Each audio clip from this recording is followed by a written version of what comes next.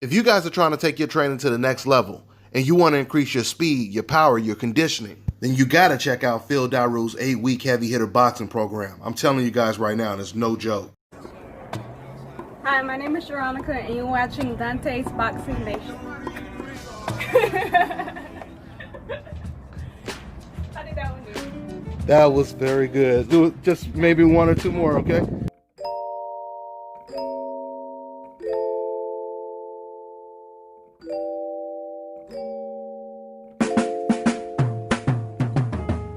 So in the first fight where Ricky Haddon was pulling down your gloves to put your fist in the improper position. Y'all tried the same method the second time, but this time you scratched flesh out of my ears, which caused my ears to bleed. It's impossible for a brand new 10-ounce glove to bend, to keep a smushed in form, or to have loose space. I highly believe you put something hard in your glove. Something the size and the shape of an egg weight. Here's the reason why the side of my face swelled up in an egg weight form. And it left a dent in my face as well.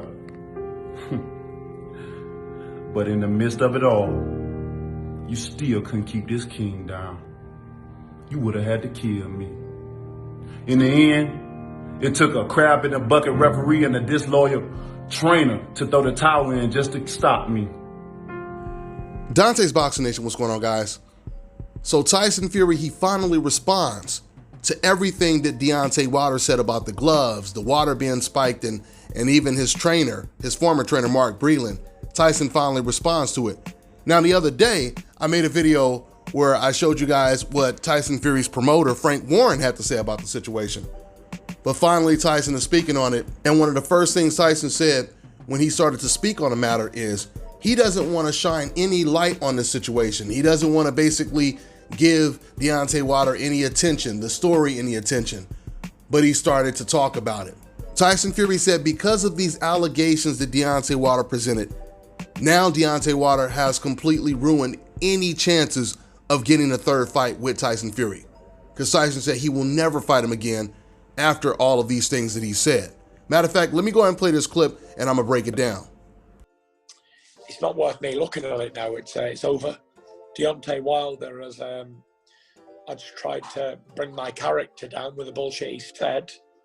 So if I was like the rest of the world, I'd probably sue him for defamation of character for about 100 million.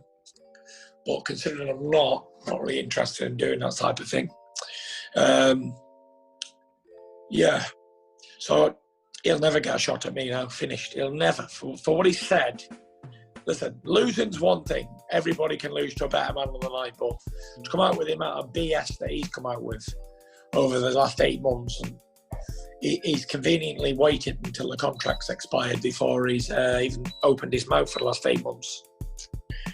So yeah, he's ridiculous, and I don't even want to give him any airtime. So that's it for the bomber. Okay, so that was a recent interview that Tyson Fury did with Gareth Davies, or Davis. Now, I just thought it was pretty interesting for Tyson Fury to say, if I was like the rest of the world, I would go out and sue him for defamation for $100 million, but I'm not gonna do that. It was just interesting that he would say something like that, especially considering the fact that Deontay Wilder has made it very clear that if he doesn't get this third fight, he is going to sue Tyson Fury along with everyone else that was involved. That means NSAC, the WBC, and whoever else we don't know about. So it's just weird for him to throw that out, because the thing is, if you know that Deontay Wilder is going to sue you, you're telling me you're not going to countersue? You're just going to throw it out there like that? So I don't know what that's all about. It would make no sense if you know that you're innocent. That would be the smart thing to do. Someone is suing you, charging you with cheating, and you know you didn't cheat. Why wouldn't you countersue him? Because if Deontay Wilder sues him, Tyson is going to have to spend a lot of money just to defend himself. So it would make sense that he would try to countersue if, once again, he truly believes he can prove that he did absolutely nothing wrong. But a defamation suit won't fly because everyone has already seen the photos of Tyson Fury's gloves. Defamation would be if you completely lied on someone, you completely made something up that a person can prove was not true.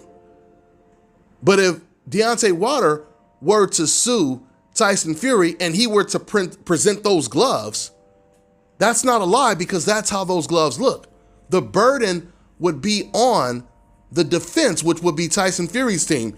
Because once again, I keep telling you, the main question is going to be, why do these gloves look this way? Why can we see an imprint of your knuckle in the right glove? Why is the right glove smashed in? How come the right glove doesn't look like the left glove? That's going to be the $1 million question in the lawsuit. And Tyson Fury team and everyone defending him, they better have $1 million answer. Because once again, the internet answers ain't going to fly in court. Excuses like those gloves are photoshopped.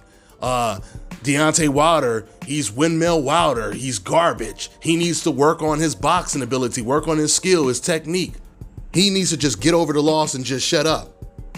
None of those responses are going to answer the $1 million question. That's what you call a deflection, when you don't know the answer, or maybe you do know the answer, but you can't answer it because it just may incriminate you. Even the guy that was interviewing Tyson Fury, he was trying to defend Tyson. He was saying, but I don't understand what is Deontay Wilder's gripe because, they check everything. They check the gloves. Once again, it goes back to the $1 million question. Okay, if that's the case, if everyone was watching everything, how did Tyson Fury's gloves still end up looking the way they did in the ring? I mean, it's like me telling you a bank got robbed and you say, well, that's impossible because the cameras see everything. The security guard was there, he watched everything, but yet the money is still gone. And you're ignoring the fact that the money is gone. You keep going back to the fact that everyone was watching the bank for 24 hours. And we don't see anything happening on camera, so there's no way that money should be gone. But the money is gone though. To use the NSAC officials as your defense is a very, very weak defense because the Nevada State Athletic Commission, or any commission in boxing, they have never caught anyone cheating. They have never caught anyone with loaded gloves. It's always been the trainer that has caught someone when it comes to cheating. So that's a very weak defense to say, well, NSAC, they were watching everything. So if they were watching everything and Tyson Fury's gloves look like this, doesn't that show the incompetence of the commission?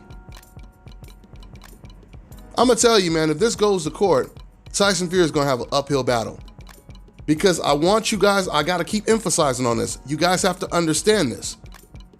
In a court of law, none of the things that fans on the internet, old media, that interview Tyson and try to defend him, none of those excuses are going to fly in court. So it's going to be interesting to see how this plays out because Tyson Fury doesn't want to fight Deontay Wilder anymore. Deontay Wilder is hell-bent on getting that third fight with Tyson Fury. There's going to be a lot of legal stuff going on between the two, I'm telling you. Not only does Deontay Wilder have the whole glove scandal, that lawsuit brewing, but he also has the rematch clause. Now, Tyson Fury is claiming that he was always ready to take the fight. He said in July, it was Deontay Wilder that pulled out because he said he had a bicep injury. And then later on in December, it was the talks of they needed a venue. We already know Bob Arum had already came out and he said at one point that the fight would have to be pushed back because there has to be a crowd. We have to have live fans. They didn't want to do a fight like this of this magnitude in a bubble. And obviously that makes sense. So when you have Tyson Fury's own promoter, Bob Arum, who openly admitted that he wanted to push the fight, and then you had the COVID that originally pushed the fight, it's going to be very, very difficult for Tyson Fury to walk away from this rematch clause when the fight had been pushed back so many times and it wasn't Deontay Wilder's fault. On 2 occasions, the fight was pushed back and it wasn't Deontay Wilder that pushed the fight back. So it'll be amazing to see if Tyson Fury is going to be able to fight Anthony Joshua without having to fight Deontay Wilder first. There's also a possibility that if Tyson refused to fight Deontay Wilder, if a court of law honors the rematch clause, then they may end up stripping Tyson Fury of the belt and giving it back to Deontay Wilder. So it's going to be really interesting to see how this plays out. Who ends up on top when it comes to this legal battle between Tyson and Wilder?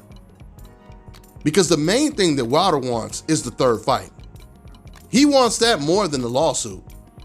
The lawsuit, in a way, is just to get leverage to force Tyson Fury to take the third fight, to honor the rematch clause. But Tyson Fury seems that he's made up his mind. And to me, it seems like he made up his mind a while ago that he no longer was interested in fighting Wilder a third time. Tyson Fury, he's going to try to make that Anthony Joshua fight sometime next year. Let's see if he's successful at doing that. That's all I got for now, guys. I'm on to the next one.